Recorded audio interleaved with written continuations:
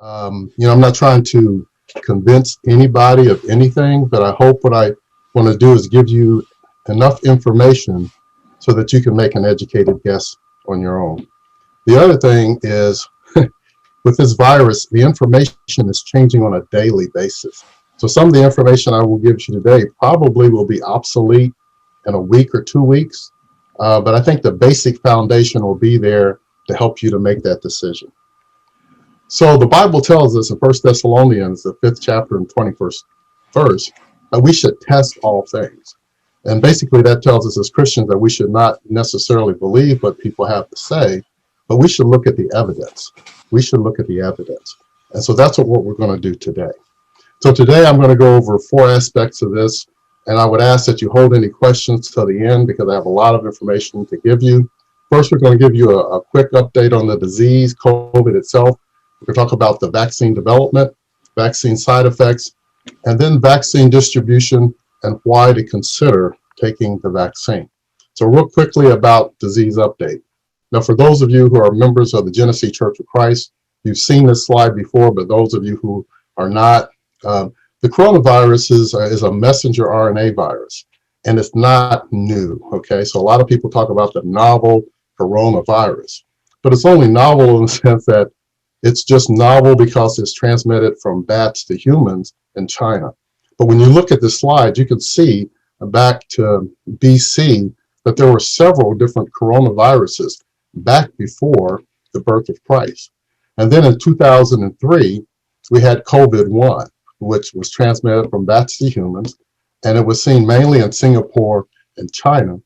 And then we had basically another COVID virus that came up in Saudi Arabia, which was transmitted by bats to humans, to camels to humans. And then recently, as of 2019, 2020, we've had the Wuhan virus, which has been committed from bats to humans. So as the Bible said, there's nothing new under the sun. Now, these are the classic symptoms of COVID, which I won't go over, but just to remind you, everybody talks about the high fever, the tiredness, the muscle and joint aches, and the dry cough. We know it mainly affects the lungs, and as a result of it's affecting the lungs, it can lead to death. But I wanted to show you a chest x-ray so you can understand how devastating this is to your lungs. So up here in the left-hand corner is a normal chest x-ray. You can see pretty much the translucency of the lungs. This is a chest x-ray of someone who has a bacterial pneumonia. You can see some what we call infiltrates here and here and here. And then this is a viral pneumonia, which is what COVID is. So if you get a viral pneumonia like influenza, then your lungs become a little bit less clear than they were in the normal. But this is a chest x-ray of someone with COVID. And you can see that the lungs are pretty much what we call in medicine, totally whited out. So that's how this disease takes over your body. It just pretty much takes over your lungs, whites out your lungs, inhibits your ability to absorb oxygen. So it basically just suffocates you to death. Now, these are some of the data that I presented back in April, and I put this up here just for emphasis so we can realize where we were and where we are now. So this is United States data as of April of 2020. As you can see, we had about 800,000 cases, 44,000 deaths. This is where we are as of January the 9th, 21 million cases and over 350,000 deaths. So in the span of less than a year, this illness has been pretty devastating. In the state of Ohio, I thought this was striking. If you look at our numbers in Ohio, we had 13,000 reported cases back in April, 557 deaths. And this is where we are as of January the 9th, over 88,000 deaths and 670,000 cases. And this is January the 9th data. We probably added another 3,000 cases to this as of today. But you've heard in the past that people talk about the fact that, oh, don't worry about the virus, 99% of people recover. I looked up the data. Actually, the recovery rate in the United States is like 98.3%. But percentages can be a little bit deceiving. And so that basically means that 1.7% of people who get this disease die. So let's look at it a different way. So if the recovery rate is 98.3% and the mortality rate is 1.7%, and you've heard people talk about we just need to let the virus run its course. If we let the virus run its course. There's 331 million people in the United States of America, basically meaning if left unchecked, over 5 million people would die of this virus in the United States. So we're at 355,000 and we're currently rising on a daily basis. So the concept of just letting nature take its course is just not feasible, but you'll hear people talk about percentages. You need to put that percentage in perspective. So let's talk about Black and brown people, and particularly African Americans. There's 42 million of us in the United States. So therefore, if we left this virus go unchecked in the Black community with a mortality rate of 1.7%, that means over 714,000 of us would die. And that's a pretty significant number. Now, that's not all the story, okay? So that number probably would be even higher if we let it run its course, because we know for various reasons, systemic racism, health inequities, food insecurity, housing insecurity, educational insecurity, just flat out cultural incompetency. But this is a slide from September, and you can clearly see that in our community, it affects Blacks twice the amount that it affects whites.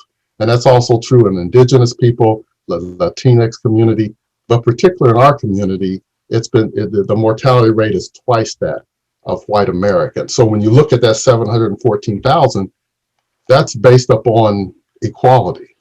In our community, it's not. So that number would be even higher if we leave this disease unchecked. Now, I just pulled this straight off the press, January the 7th, 2021. One of the things we have to understand is that this disease, the main cause of transmission of this disease is from asymptomatic individuals. So this is straight out of the Journal of American Medical Association, January the 7th, 2021.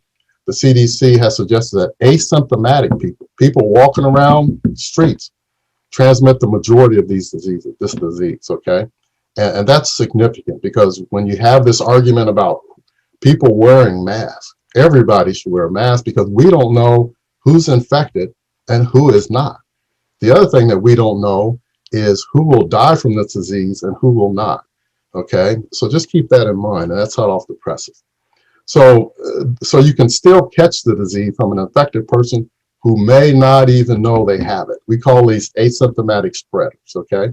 So I've talked about the need to wear a mask, but death is only part of this, okay? So when you hear people talk about the disease, they talk mainly about people dying and the mortality rate, but there's more, okay? So next, let's talk about organs that are affected with COVID-19, long-term symptoms associated with the disease, and long-term organ damage. So when you look at COVID-19, you know, we tend to think that it only affects the lungs, but it also affects the heart and blood vessels, especially in young athletic males. You know, a condition known as myocarditis, I'll talk a little bit about that later. But when you think about our community in general, football players, college basketball players, so forth and so on, that myocarditis is really significant. You know, I read an article early into this disease, Division III offensive lineman, I can't remember the university, got COVID and died of myocarditis. No one talked about it. There was no discussion about it. And then it affects your brain, okay? And so we have people who get the disease and it affects your ability to make decisions, it causes depression, and it causes you just to have what they call brain fog. It can affect your eyes, your ears, your nose, your liver. It can cause renal failure. It can also cause intestinal problems, such as abdominal pain. And so these are things that we spend a lot of time talking about the lungs, but it also can affect multiple organs.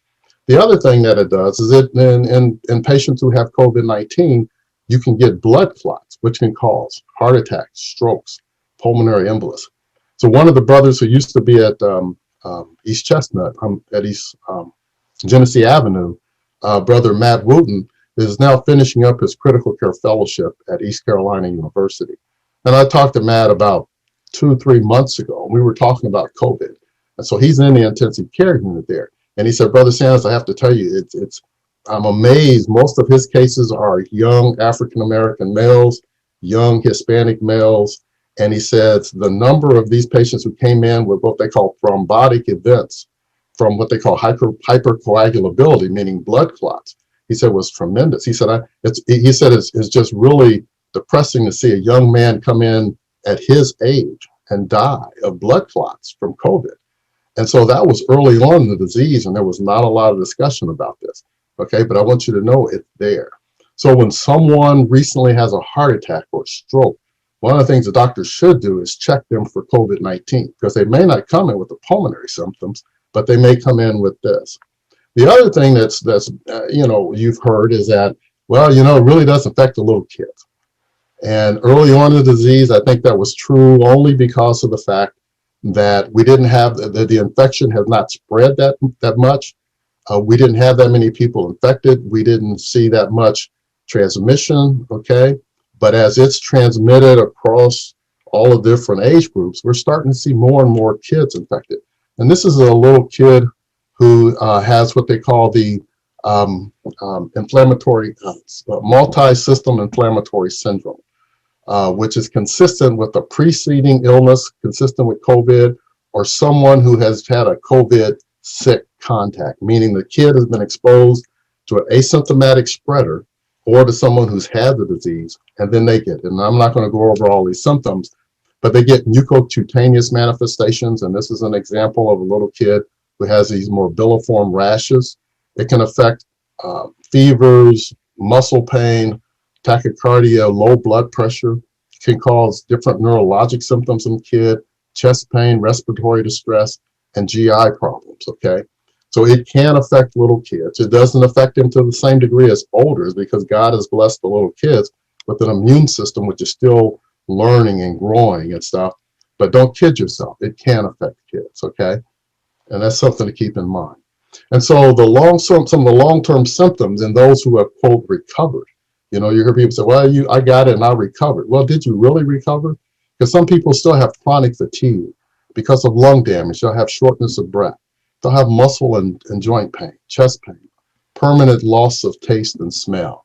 And then there's brain fog. And I'm not trying to be funny here, but I'm a big Purdue Boilermaker fan. And our coach got COVID-19. And last year, he seemed to be with it in terms of his play calling. And I told my wife this after he got COVID-19 and he came back on the sidelines.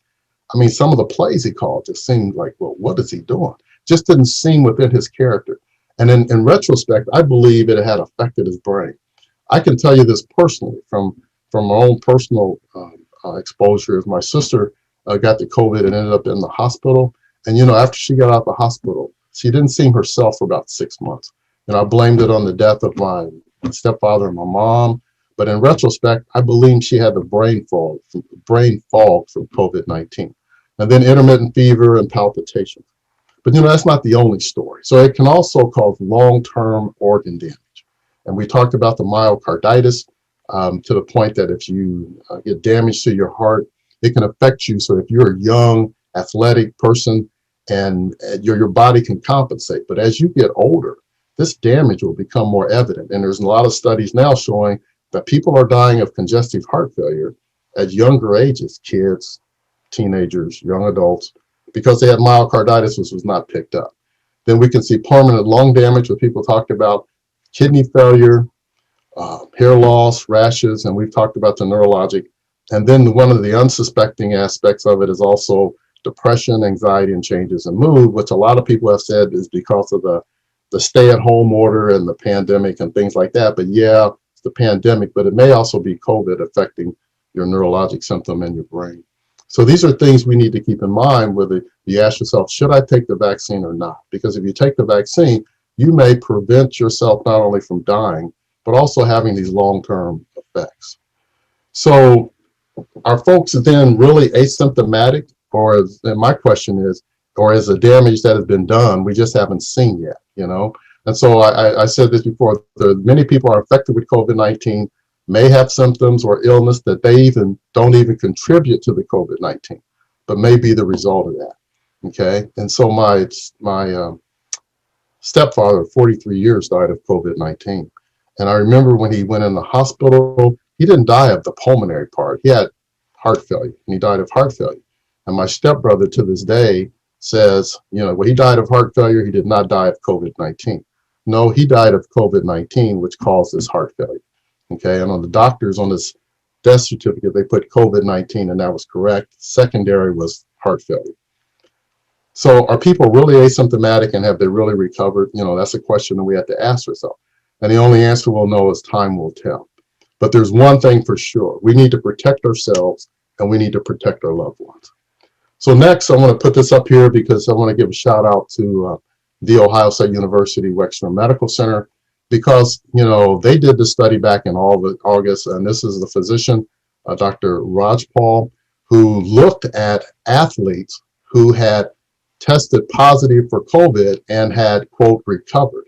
So he, being a researcher, he did MRI studies and he found that 15% of recovered, there's the word, recovered athletes who had tested positive and, quote, had recovered actually had ongoing myocarditis, which we call cardiac inflammation or swelling of the heart, okay?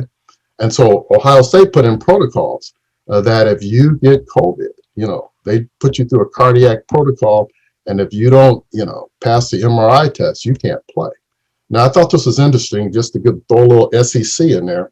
At Vanderbilt, this is a woman whose child was a basketball player on the Vanderbilt basketball team, and young lady, and she got COVID, and then they did an MRI, but they were thinking about letting her play again. And the MRI showed she had myocarditis, and they held her out. And the young lady's mom said, this MRI basically saved my life. And this is a recent article, okay? So it's 12/31/20.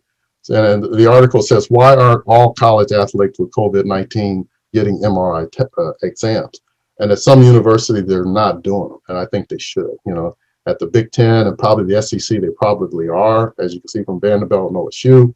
But others need to check this. Otherwise, we will have young people who will die later from this and may not even know. So next, so those are some things I just want to give you an update on the disease, because the disease has gone beyond just thinking of lungs and people dying. We have these long-term effects. So next, I'd like to talk a little bit about the vaccine development, okay? The Bible says there's nothing new under the sun. I just want to let you know that there's a lot of misinformation that, this vaccine just came up within this past year. Well, no, it didn't just happen this past year. And so one of the things is that back when I showed you that slide about in Singapore in 2003, when they had COVID-1, the people in Singapore and in China and Taiwan actually started looking at a vaccine back then. And the first vaccines are usually tested in animals. So back in 2003, they have produced vaccines against various coronaviruses in birds. I remember it came from bats, in dogs, and in cats. So they actually had a prototype of a vaccine in Singapore and China and probably Taiwan about looking at, and that's how you start off with vaccine or any drug development. You look at animals first, then you move to humans. So there was an animal vaccine that goes back to 2003, 17 years ago. And I heard a black physician talk about this from Cincinnati, and she was right when she said they've been working on this vaccine for 17 years. So it's not just this past year. And then as a result, in the Middle East with the Saudi Arabians, as we know, Saudi Arabia has a lot of capital and they can do a lot of things. So they also looked at it, and that was back in 2016. And I want you to keep that date in your head. And so back in 2005, 2006, 2003, there are a lot of countries that had kind of put this thing on their priority list in terms of public health. And even the World Health Organization had looked at this because they said that this bad boy, if it gets out and it spreads, it could be pretty serious.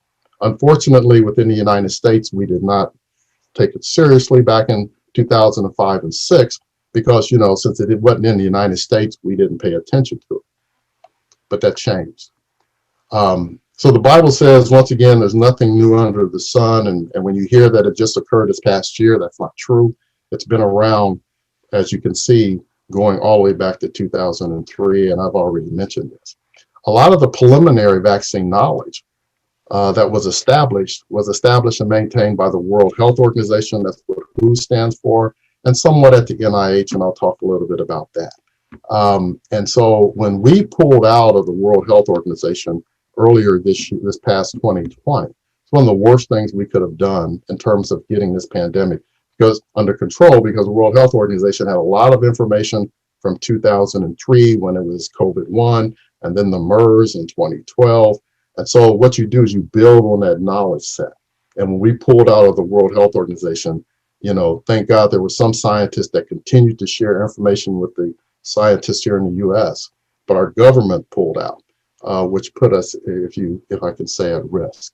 So the other thing is vaccine development in the United States is a very bureaucratic process. It's a slow process, and it's a political process, okay?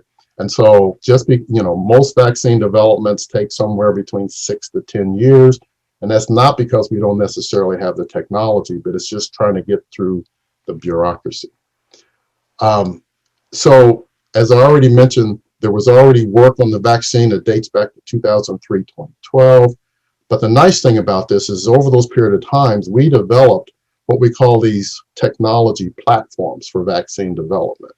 And that's what actually helped us to speed things forward. So for those of you, I still have an iPhone 6, 12 is out. You know, when I bought my 6 3 years ago, I'm way behind the time because there's 6 new versions of the iPhone. So when you think about vaccine development and platforms, technology platforms and drug development, you need to think about it that way, because in the span of 6 years, a lot can happen in medical development. So I put this down here just to say, therefore, the foundation of the current vaccine attempts were laid 17 years ago, and you have the data to prove it. So just a little bit about how vaccines are developed, and just particularly this COVID vaccine. So we already talked about that usually vaccine development occurs in animals first, and then once they get proof of principle in animals, then they move to what we call phase 1. And phase 1 is where they look at safety and dosing of the vaccine in healthy individuals. So there are some healthy individuals who actually volunteered to take these 2 messenger RNA vaccines before they made it to the phase 3 clinical trials. So in phase 1, that's how we have some safety data, and they talk about the safety of the vaccine because some brave souls during their, in the phase 1 and phase 2 volunteered. They didn't have COVID, they just volunteered so they could look at the side effects only, and then the doses. And then what you'll hear about is the phase 3 studies, which is the big clinical trials. Moderna's, is over 40,000, and Pfizer is over 30,000, and I may have those numbers reversed, but together it was over 70,000, and those are the phase 3 studies. So by the time you get the phase 3 studies, over thousands of people have been exposed to the vaccine, and you have what we call early safety data. And then once you get to phase 4, which is the pivotal studies to say whether it works or not, based upon giving it to healthy people and giving it to people with who are at risk for COVID, then you can tell whether or not it's going to do its job. And then it used to be you'd move into phase 4, which would be approval or continued safety studies. But because of COVID, as you can see from the numbers, as they expanded in terms of morbidity and mortality, we had to get emergency use authorization, which is still not total approval, but we couldn't wait on total approval because that would be like 6 months down the road, and we can't afford to wait. So how do vaccines work? Real quickly, this is an easy slide. Old vaccines like mumps, measles, polio vaccine were usually what we call attenuated vaccines, attenuated viruses vaccine, where they took the live virus and they weakened it. Then they injected you with a weakened live virus, or they call it an attenuated virus. Then your body produces antibodies against the virus and kills the virus. That's not how COVID viruses are been developed. So you will not be injected with an attenuated or weakened COVID virus. So I know there's information out there that says talking about, but that's not true. With our current technology, and I'll show you that shortly, we don't do it that way anymore. But the nice thing about it is once you get exposed to something that produces immunity to the virus, then your body has these things called memory cells. And then we have these things called B cells and T cells, and these things called T helper cells, which help to remind the B cells of memory to produce antibodies to fight the disease. So once you get exposed, or once you get the vaccine, your body will say, when it comes to you, it'll say, oh, I have seen this before. This is a bad thing. We need to fight against that. And that's when it talks about forming memory cells. So that's the basic And so I'm going to just real quickly go over what we call vaccine platforms, because I think you need to be knowledgeable about when you hear this. This has revolutionized vaccine development. So this is the electronic picture of the virus, and I'm going to not try to turn you into scientists, but I want you to have plenty of knowledge. And I also apologize for the length of this talk, because I just want to make sure you have the information you know. So these little red things here are called spike proteins, and I'm going to talk about this. These little red things here are spike proteins, and that's what the antibodies will be developed against. And I'll also explain to you why that's important. And then within the virus, viruses are basically protein and messenger RNA. So within the virus itself, you have this messenger RNA, and this is the heart and soul of the virus. So the messenger RNA is what tells the virus to produce these spike proteins. It tells it to produce the membranes, envelopes. But within the messenger RNA, you can tease out aspects of the messenger RNA where the only thing the messenger RNA will produce is a spike protein. And the spike protein is real important. So I just want to give you that as a background. So these are the different platforms. And I'm not trying to turn you into scientists, but the messenger RNA viruses that are out there now are based upon this messenger RNA platform, which is messenger RNA within the cells. But there's other vaccines out there that will be based upon viral particles, based upon the membranes, or a combination thereof of the membrane and the stalks, which will help us produce antibodies against this. But right now, the vaccines that we have now is based upon this messenger RNA platform. So I put this up there only just to not to confuse anybody, but when they looked at vaccines for COVID-2, they've looked at inactivated SARS viruses to see if that might be a way to go. To be honest with you, I'm not so sure that's going to be the way to go, but that's old school, and you got to look at old school, but it says inactivated. Inactivated basically means killed virus, okay? Then there's a recombinant protein vaccines, which is basically where they've taken parts of this spike protein and broken it down in the various aspects of a protein, and then your body will produce antibodies against this. And then there's what we call viral vectors. The vector is what carries the messenger RNA. And then the messenger RNA vaccines, which is this one here, where you will tease out part of the messenger RNA within the virus that will produce this spike protein, which antibodies will produce, and then prevent it from going into the cell. And then the DNA vaccines, they're working on DNA vaccines as well, and that's the AstraZeneca one. So just real quickly how this works. So this is how the virus attacks your body. So with this spike protein that I talked about, which is on the edge of these cells, what happens is in your lungs, we have these things called ACE2 receptors. And so the virus with the spike protein combines with its receptor in your lungs, then it enters your lung cell, then it releases its messenger RNA. Its messenger RNA goes through what they call this endoplasmic reticulum, or Golgi apparatus, big fancy word, which is basically the assembly line and the manufacturing facility that the messenger RNA tells your body to produce more of the COVID. So the COVID takes advantage of your body's machinery apparatus and reproduces itself. And that's why you get the high fevers, arthralgias, and they do all this in the lungs. That's why I showed you the picture where it just wipes out your lungs. And so that's what the virus does. It's very smart. Okay, it takes over your body and reproduces itself with its messenger RNA. And so what messenger RNA vaccines do is they tease out the aspect of the messenger RNA that only produces the spike protein. And then when the spike protein shows that it doesn't reproduce the virus, it reproduces the spike protein. So what happens when the spike protein ends up in your bloodstream? Your immune system sees the spike protein and says, this is not part of me. We need to kill this sucker, okay? And then it sends out antibodies, and the antibodies attack the spike protein. And why is that important? Because then what happens is, and I'm ahead of myself, but this is basically what I talked about. The spike protein, messenger RNA instructed to make more of these spike proteins, and then your body produces these antibodies. And then what happens is, when your body produces this antibody, it blocks these spike proteins and it prevents the virus from entering your cells. So your body produces these antibodies to the spike protein, attaches to the spike protein, and then it prevents the virus from entering your cells, taking over your cells and producing more of the virus. So this type of platform, as you can notice from the data, is about 95% effective. And the other thing about this, it's basically stimulating your own body to be much more aggressive in fighting off disease. The messenger RNA that produces these spike proteins only produce the spike protein. It does not produce the virus, reproduce the virus.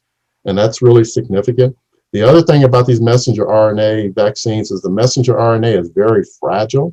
And therefore, if it leaks out into your cells where it doesn't need to be, your body produces antibodies against the messenger RNA and removes it from your body as well. So not only does your body produce antibodies against the spike, but it produces antibodies against the messenger RNA. And over a period of time, it removes that messenger RNA so that it cannot hang around. But the fact that these antibodies that your body produces prevents the virus from going into the cells is very, very novel and very important.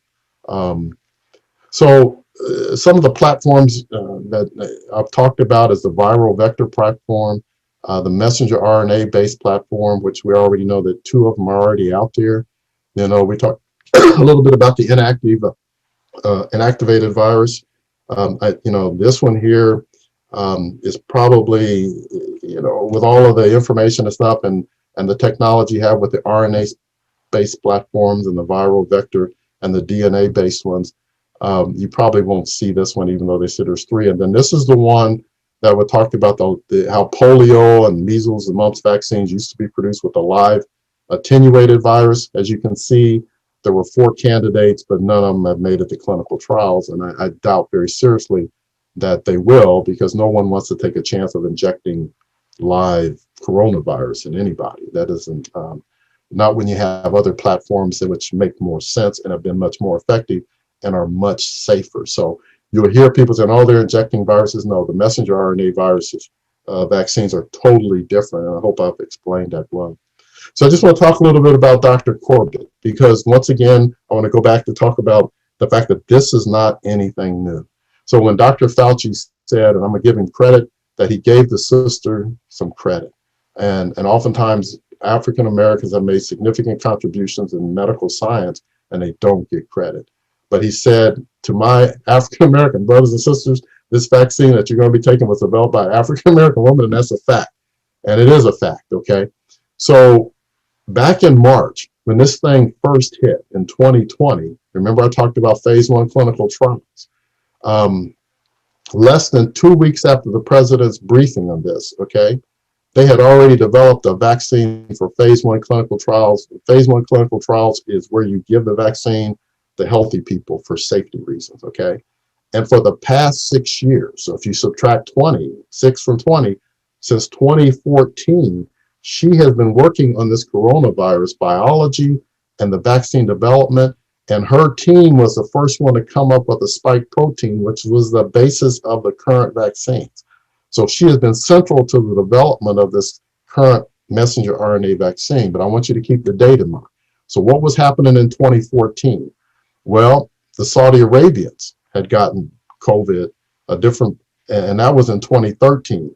Singapore and China in 2003. So when this young sister came on the scene in 2014, she didn't ignore the science from the World Health Organization or from Singapore or Saudi Arabia. She got on it because the Obama administration, and this is not a political talk, had already looked and said, something is coming down the pike. We don't know what it's going to be, but we need to have some resources in case it gets here. So she's been working on this thing since 2014, 6 years. And this was her comment back in March of 2020 when they asked her opinion. And she says at that lecture in 2020, she said, I'd like to call it plug and play approach.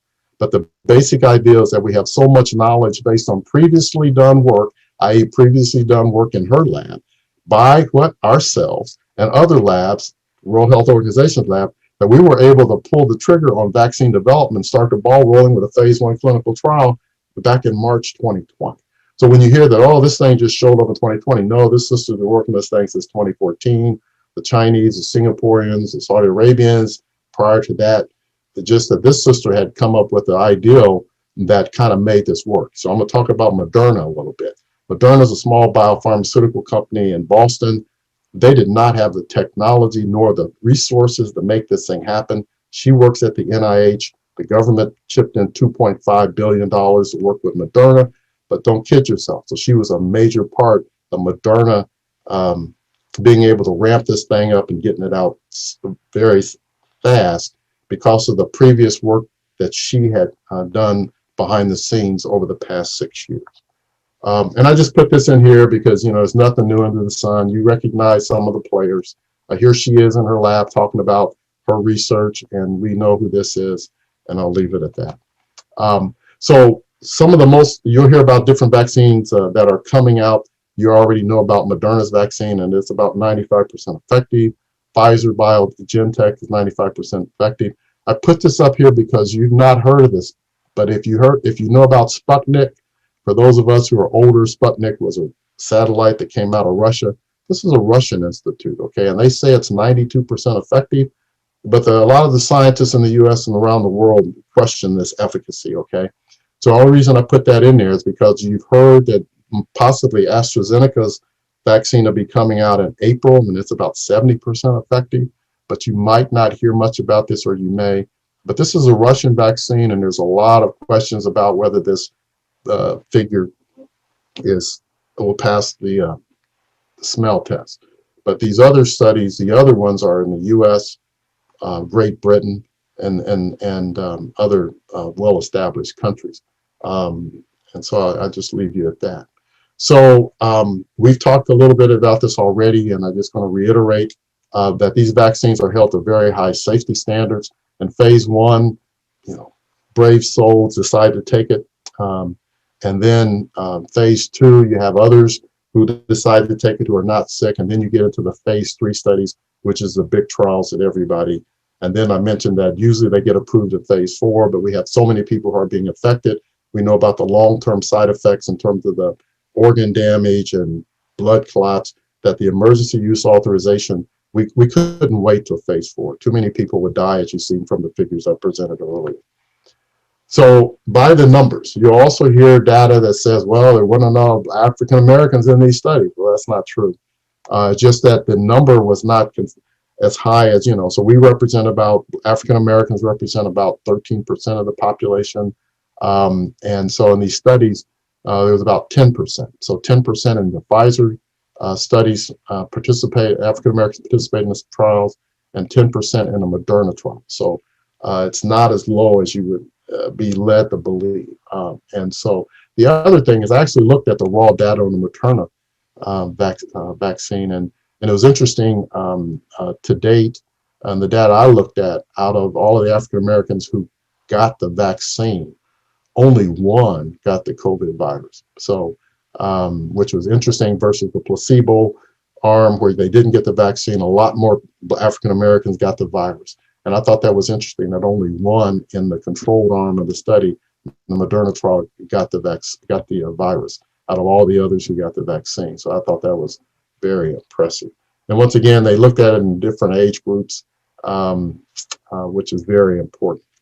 So side effects, let's talk about side effects. So yes, the vaccines do have side effects, but in this case, most will have mild side effects, and it's an indication that the vaccine is working, okay?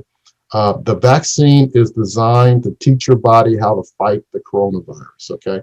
And that's why I went through all that stuff about the vaccine producing antibodies, and antibodies is immune response. And people who have immune diseases like rheumatoid arthritis and lupus, they have joint pain and muscle pain. That's because their immune system is hyperactive. So when you stimulate the immune system, some joint pain, muscle pain, fatigue, and a fever is part of the fact that your immune system is doing what it's supposed to do. It's supposed to be producing these antibodies, which is not normally in the system, which is to fight off the infection. So when you first get the vaccine, you should have some of those symptoms, and some people's bodies are so robust they won't. But it shouldn't be anything that's unexpected. And so, like it says, as the side effects are the result of a normal, healthy immune system responding to the vaccine, and it's administered to boost your immune response, as we talked about. Side effects do not mean that you have COVID, and I just talked to you about why that means that, because you are not being injected with the virus. So there is no way you can get the virus from the vaccine. It's just not medically possible. And that's why I went over the different platforms and stuff. Okay. Most people do not have serious problems. There are some people in the data that show that if you have a lot of allergies and you have a hyperimmune system, then in those individuals, the immune system is kind of exaggerated. For example, some of the cases where people got into trouble in England, one guy got into trouble because he was carrying an EpiPen. So he must have had a lot of allergies. If you're carrying an EpiPen, that means that you got a lot of allergies, and if you got the vaccine, you probably should get the vaccine someplace where people are going to be observing you to see how you do over a period of time. But that means that his immune system was jacked up, okay? And probably in those individuals needs to be a lot more observation and serious consideration. But most people don't have most people are not walking around with an EpiPen, okay? So most people should be okay.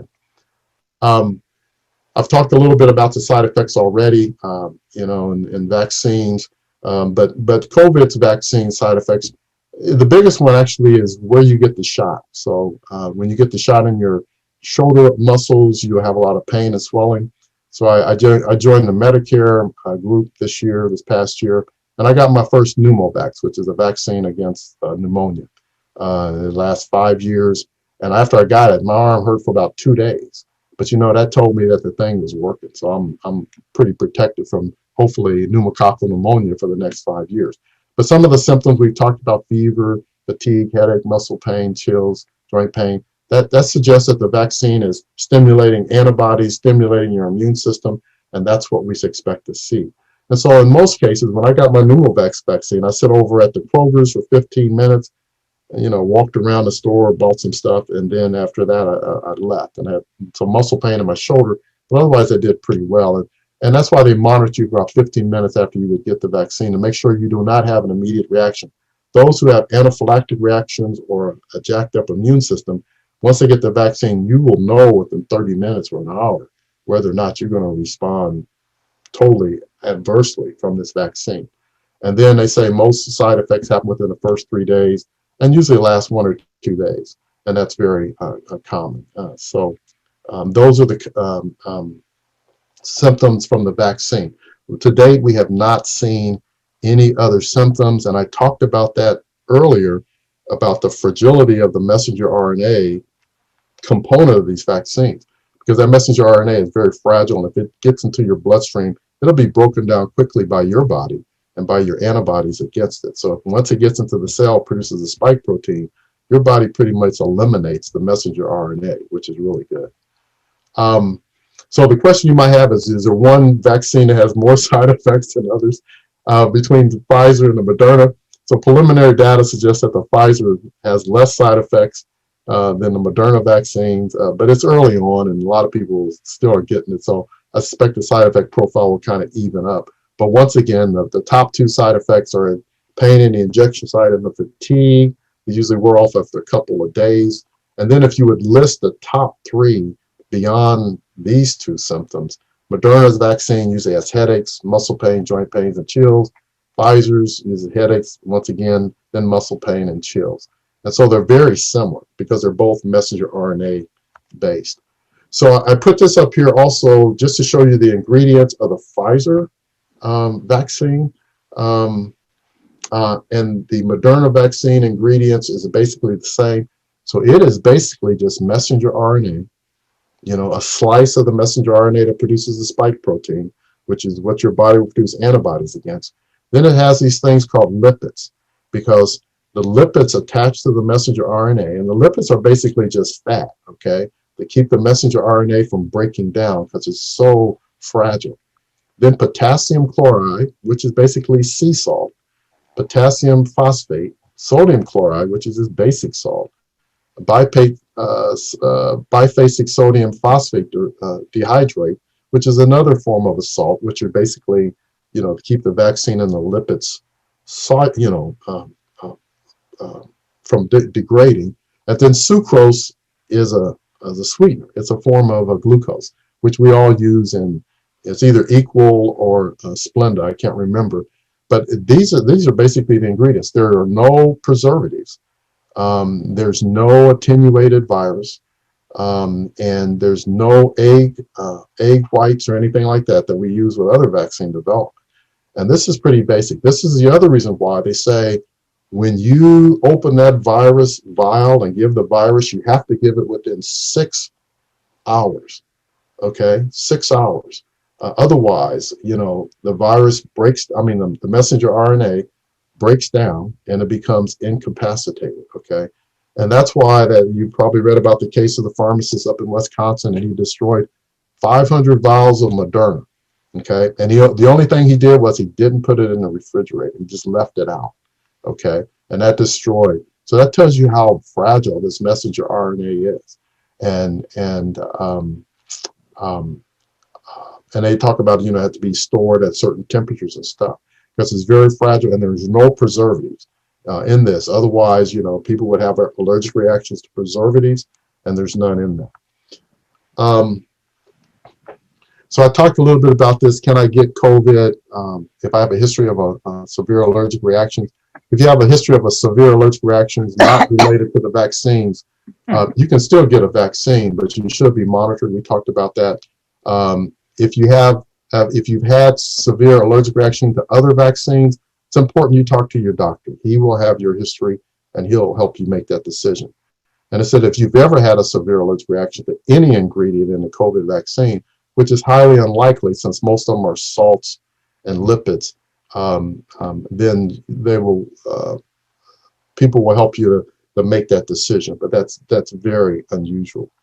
A little bit about kids. The vaccines were tested, and one was tested in 16 and older, and one was tested in 18 and older. So kids right now are not probably going to receive the vaccine because we have not tested the vaccine in children.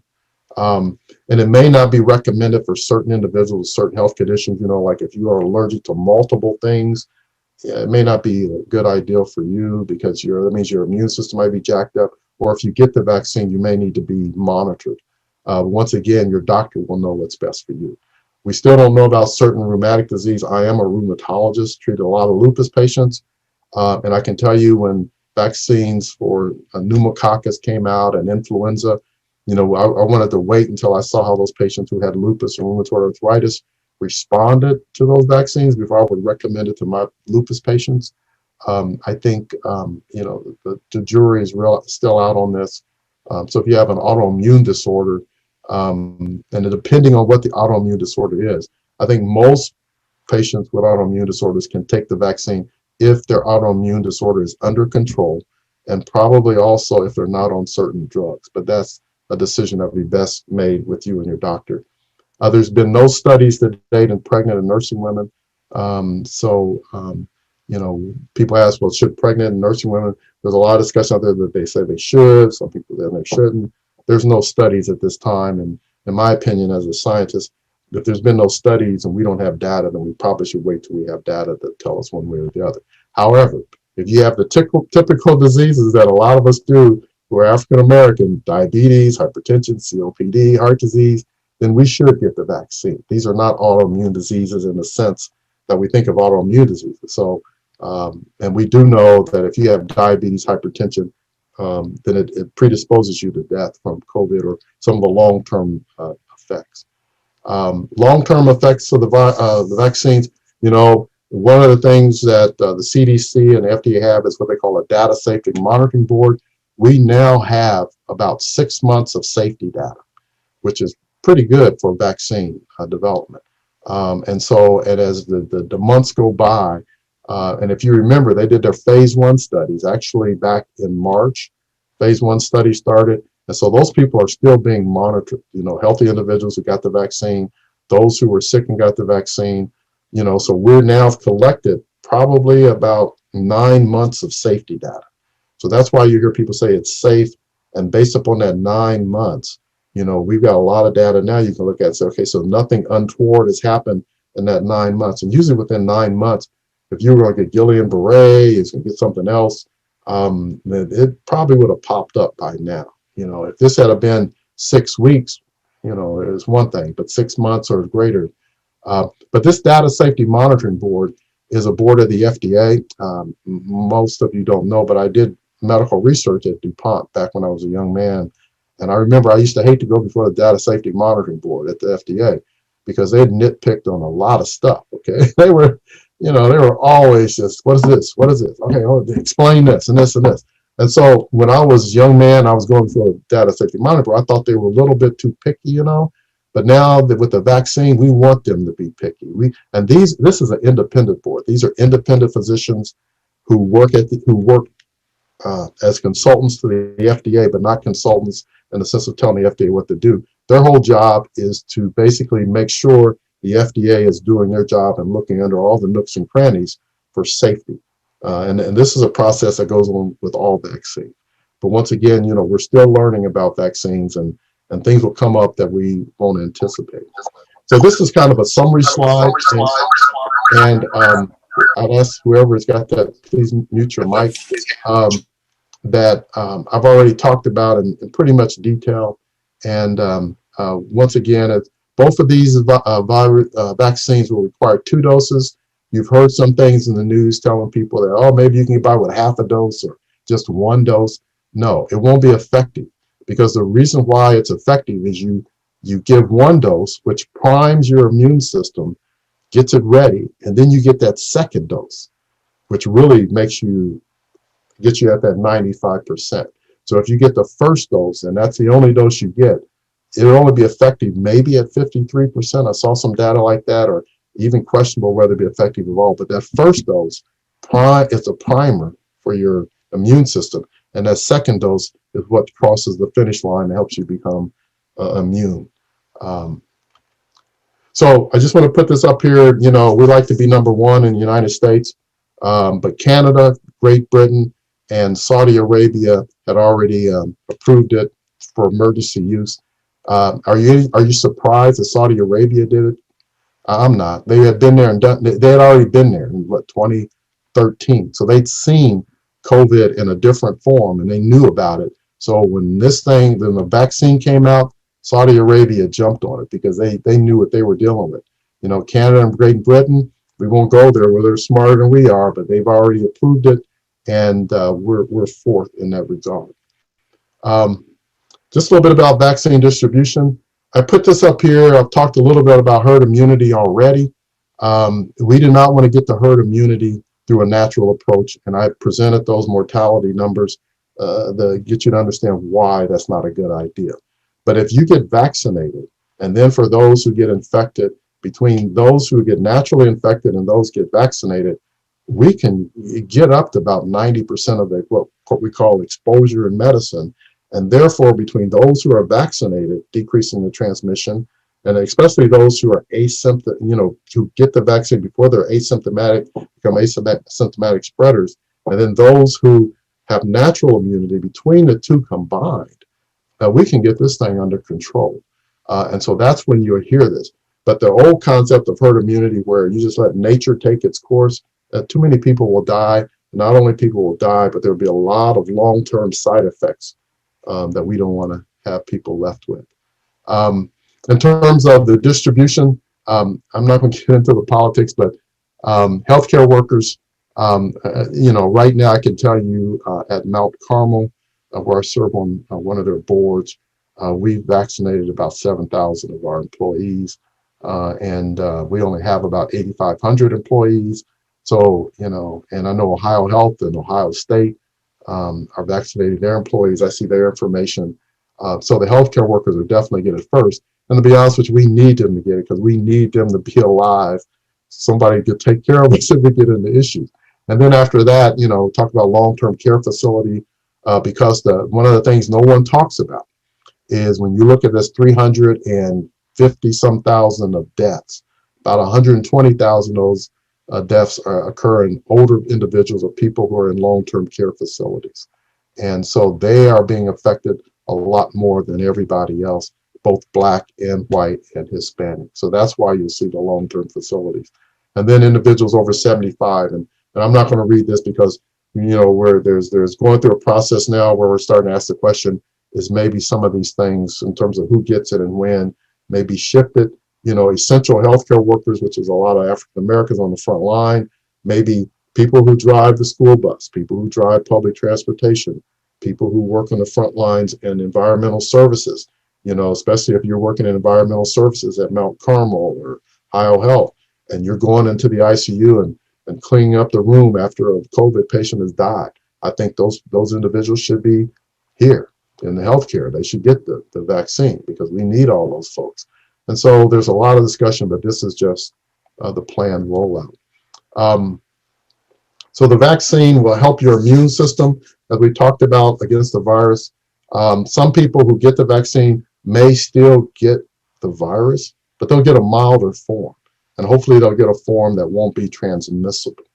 But if you get the vaccine and it protects you from getting the virus, then you're going to protect a lot of people, not only yourself, but your family, your coworkers and patients. And you've heard all this before.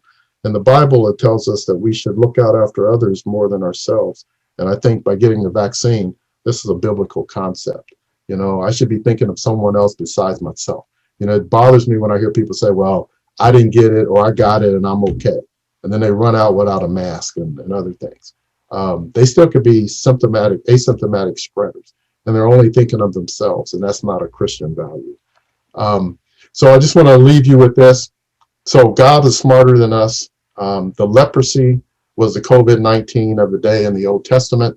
And if you want to there's 2 chapters on it, in Leviticus 13, Leviticus 14. And God laid out the law of what you should do with patients you recognize with leprosy, and then the ritual of cleansing the healed leper. So he also laid out the law. What should you do with people who have gotten leprosy and gotten over it? Okay. So that's with COVID, take care of people who got COVID, but this is what we should do with people who have recovered from COVID. And so God was ahead of his time, and he actually called this the law of leprosy. There's nothing new under the sun. So I just put this up here. This is Fauci. He's got the Moderna vaccine. Biden got the Moderna vaccine. And I just think this shows leadership. And to be honest with you, both of these guys should have gotten it because he's 79. I think he's 78. And so I just want to complete that verse in 1 Thessalonians 5:29. It says, test all things, but hold fast to what is good. So I hope I've given you enough information that you can make your own educated decision about this. And I'll stop there and now entertain any questions. And I apologize for the length of this, but I just wanted you to have enough information to be able to make an educated decision. Thank you. Dr. Sanders, this is Tony Marshall. And I do have a quick question for you, please, sir. Sure. First, thank you so much for sharing this. This has been so informative to not only me, but it looks like from the comments to everyone.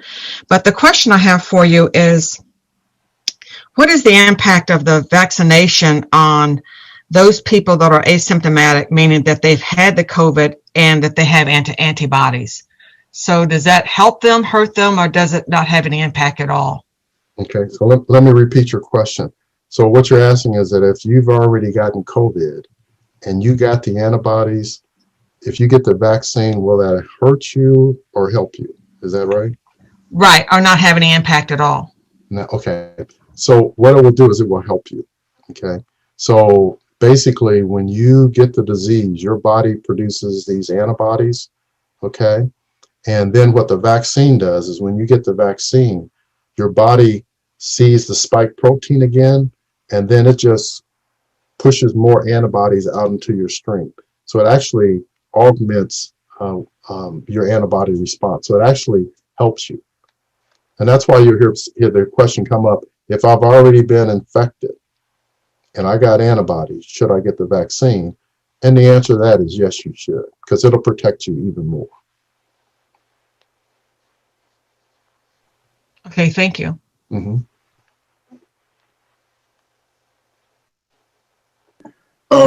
Brother Seth, we do have a few questions that were posted in the chat. Okay, let me see if I can. I can read them? Yeah, I can read them for you. Not a problem. Perfect. We have a question that says, are there any other forms of treatment being developed? I'm guessing for the vaccine, like i.e. Like pill form or anything else like that. No, not at this time. You've heard information about hydroxychloroquine that came out earlier in the year, but all the studies that I've seen, and there's been about 7 studies about hydroxychloroquine being protective and things like that, and the studies have not bore that out. So I saw studies that people got hydroxychloroquine as preventative. They've gotten it while they had the disease, and then they got it after they got over the illness. And all the studies do not bore out that hydroxychloroquine has a positive effect on that. So there's no pills right now that are in development, to my knowledge, nor that are out there that are going to make a difference. Now, let me talk a little bit about vitamin D, though. Vitamin D, though, there's studies that are now coming out suggesting that vitamin D has a positive impact in regards to not preventing COVID-19, but it helps augment your immune system. And so if you get the COVID, there's some studies that suggest that it might alleviate some of your symptoms and may help you in regards to augmenting your immune system. And a lot of us African Americans are vitamin D deficient. I was vitamin D deficient, and I was vitamin D deficient, and I need to get on vitamin D, and I'm taking about 10,000 units a day. For some reason, I just don't respond to it. But vitamin D is one that helps. Vitamin C, okay. Linus Pauling talked about this decades ago. We didn't have the technology to prove it, but vitamin C helps promote your immune system as well. And it doesn't prevent COVID, so don't run out saying that. But it just helps augment your immune system. So vitamin C, vitamin D, particularly D3, is beneficial regardless of whether you have COVID or not. All right. There's another question. So I have a question. Someone asked about, does China have a vaccine? Yeah, that's what I was going to say. Okay.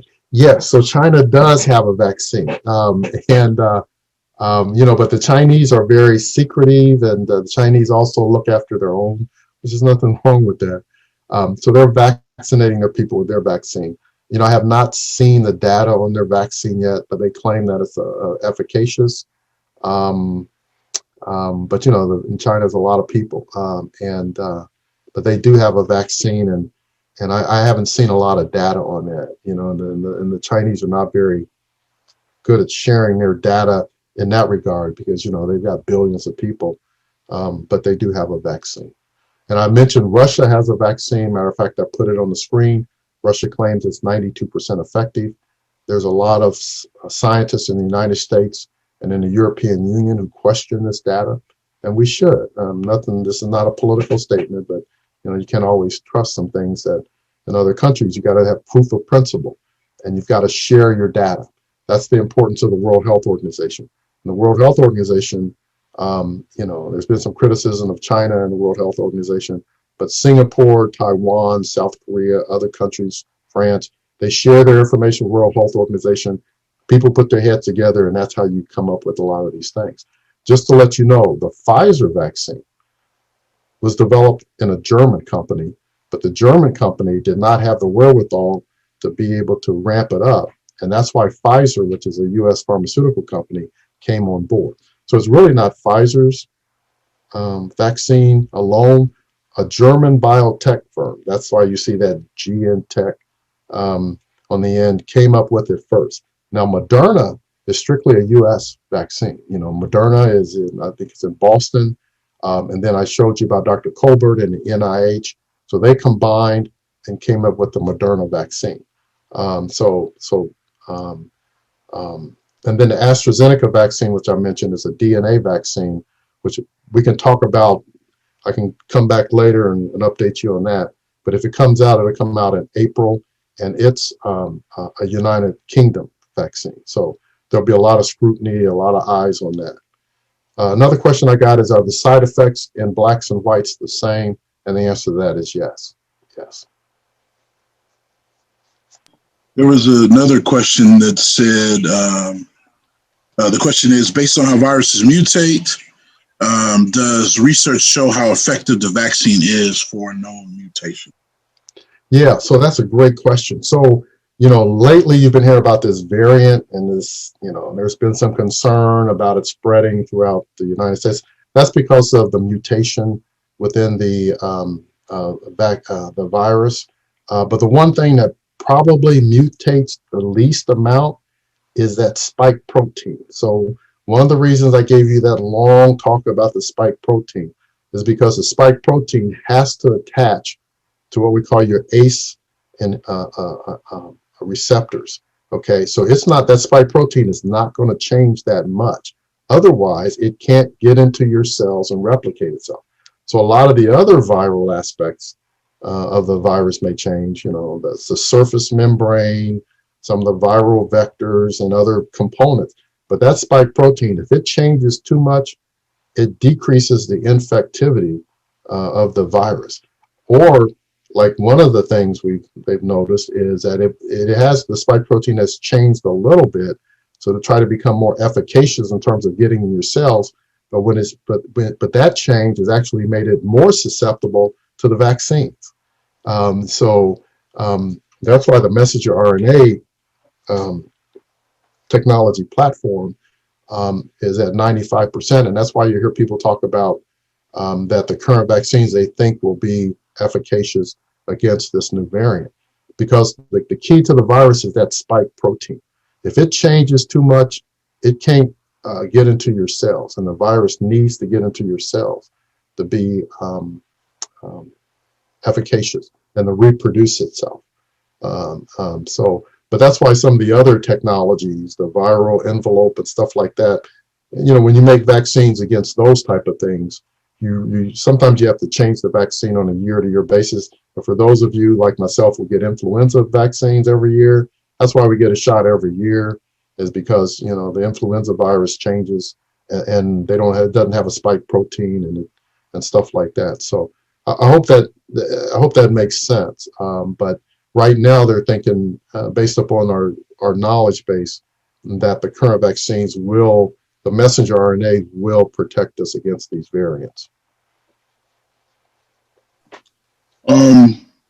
So then there's another question here. It says, any value to homeopathic treatments, like one used toward the end of the pandemic flu in 1918, zinc, vitamin D, vitamin C, I believe that's oscillococcinum. I don't know how to say that. But yeah, that's just the question. I don't know. So I've already talked about vitamin C and vitamin D.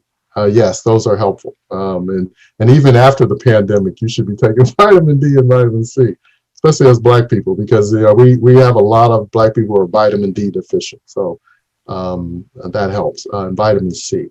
But in terms of the other homeopathic medications, no, there's no data to prove that those are efficacious. Now, there are 3 things that you can do to help yourself. And, it's sort of like, not to be a preacher, but, I can't remember when God told him go down and dump yourself into Jordan and you'll be healed. So wear a mask. There's a lot of data out there that suggests that if you wear a mask, you're protecting yourself. And it's actually more efficacious than the vaccine. But if you get the vaccine and wear a mask, then that's double help. The other thing is to eat right. Okay, so if you want to do something, eat natural foods. Okay, and stay away from the junk food. And if you work for McDonald's, I apologize, but right now, eating natural foods, lots of vegetables, drinking plenty of water, nuts, fruits, just a good diet. The other thing is sleep. 7 to 8 hours of sleep. And that's a struggle for me. But what happens when you go to sleep, it regenerates your body, it regenerates your immune system.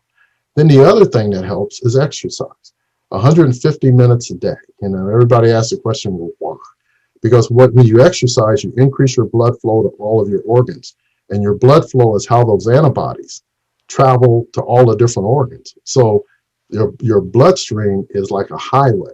And when you produce antibodies, those antibodies get into your highway and it travels to your different organs. And exercise increases and it improves the efficiency of your bloodstream highway.